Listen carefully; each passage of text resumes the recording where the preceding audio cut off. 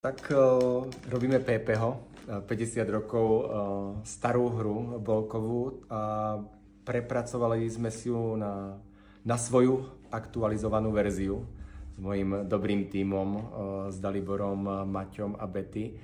A hrám tam s dcerou, takže to je veľká výzva. A chceme, aby to bolo krásne divadlo.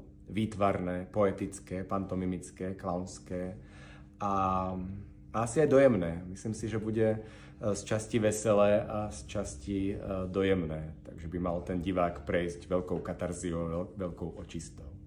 Já jsem Julča, je mi 9 let a na zkoušení se mi moc líbí, že trénuji s tátou. Ještě chodím na nějaký divadelní kroužek a tam si pořád povídáme, že máme mluvit hodně nahlas na divadlu. Najlepšie, maestro. Bravo! Zadni! To som bol za pani učiteľkou triednou na základnej škole Řehořova, čo je veľká pasca pre Slovákov, toto povedať správne. A som sa s ňou dohodol, že bude chodiť na prvú hodinu od 8 do 8:45, potom ju vezmem, aby sme skúšali o 10, aby sme mohli začať skúšať od tej 10. Takže takto sme sa dohodli a pani učiteľka bola hodná, že? Áno. Dovolila ti? Všetko zvládneme? Áno. Tak dobre. Tak sa tešíme.